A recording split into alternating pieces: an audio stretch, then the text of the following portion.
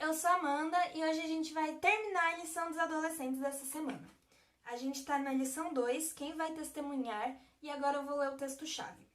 Tendo Jesus convocado os 12, deu-lhes poder e autoridade sobre todos os demônios e para curar doenças.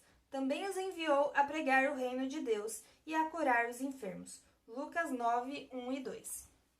Na lição de hoje tem uma história aqui que fala de um cara chamado Arthur Burns, que é um economista judeu de grande influência em Washington, né?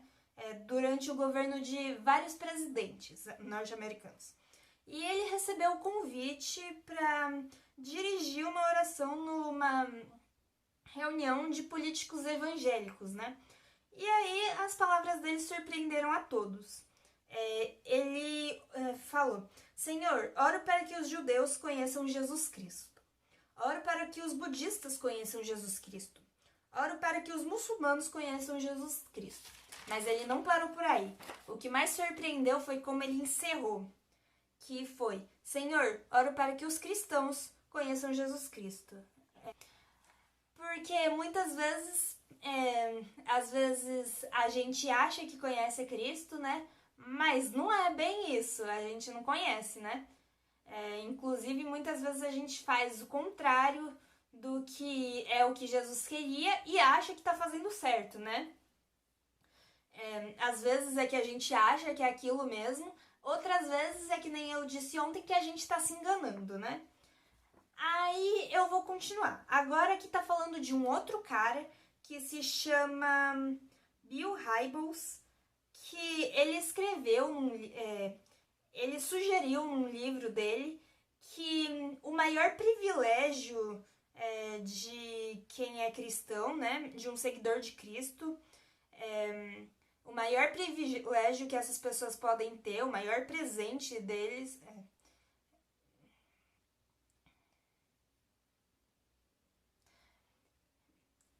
aqui fala de um cara também, né, na continuação disso, fala de um cara que se chama Bill Hybels, sei lá como se fala, e ele disse no livro dele, no livro que se chama Just Walk Across the Room, que traduzido significa apenas atravesse a sala, ele sugeriu que o único e maior presente que os seguidores de Cristo podem dar ao mundo é apresentar Deus às pessoas ao seu redor.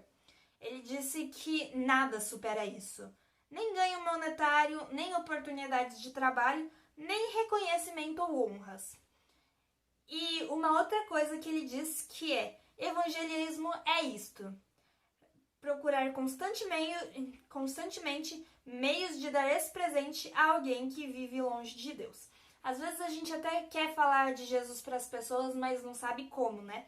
E por isso que eu vou contar uma outra história que não tá aqui na lição, mas tá no auxiliar dos professores, né? Que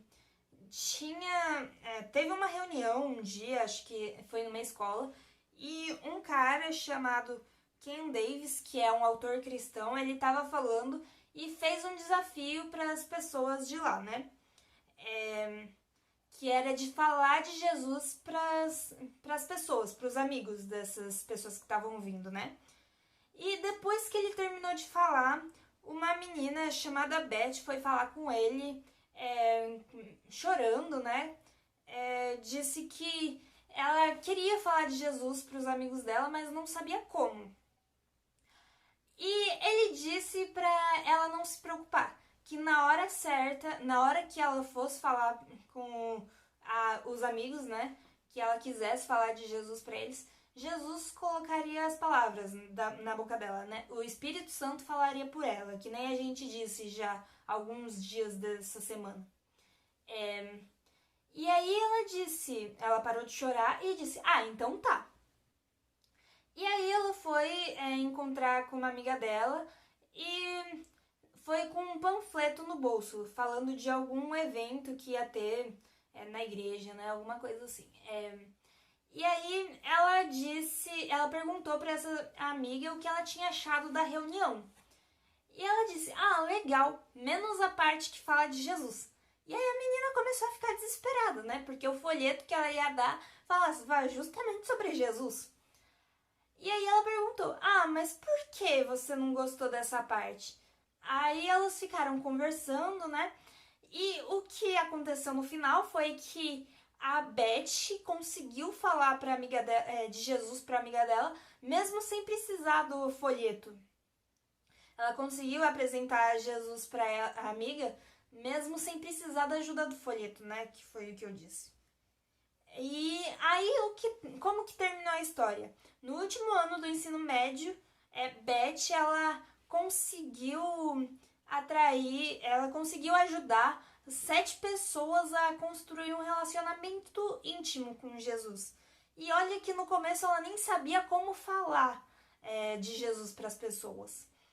E isso pode acontecer com a gente também. Desde que a gente esteja disposto a falar para as pessoas sobre Jesus, ele vai nos capacitar a falar. Ele vai colocar as palavras na nossa boca.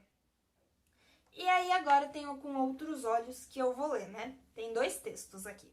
O primeiro.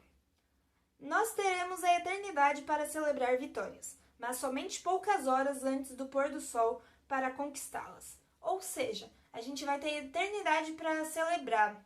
Mas se a gente não conquistar as vitórias agora, se a gente não for, se a gente não for salvo, né, ou não conquistar essas vitórias, a gente não tem nada para celebrar, não vai acontecer nada, né?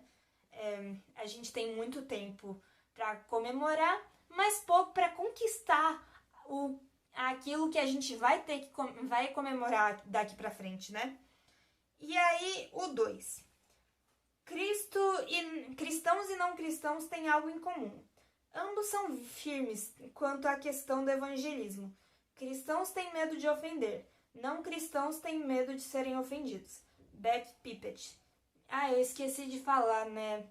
Esse primeiro texto que a gente leu é de M. Carmichael.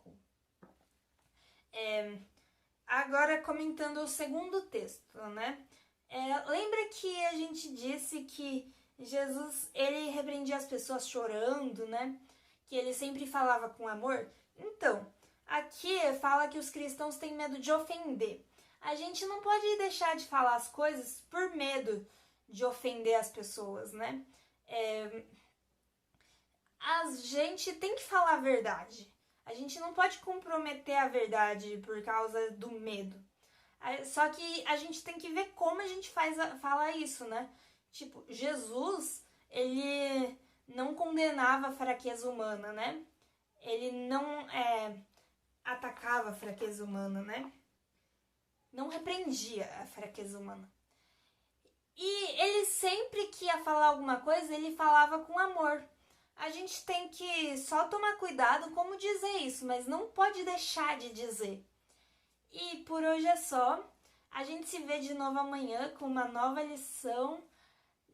Dá um like nesse vídeo, compartilha para os seus amigos, ativa o sininho para a gente estudar a lição junto todo dia. E tchau, até amanhã. Um beijo.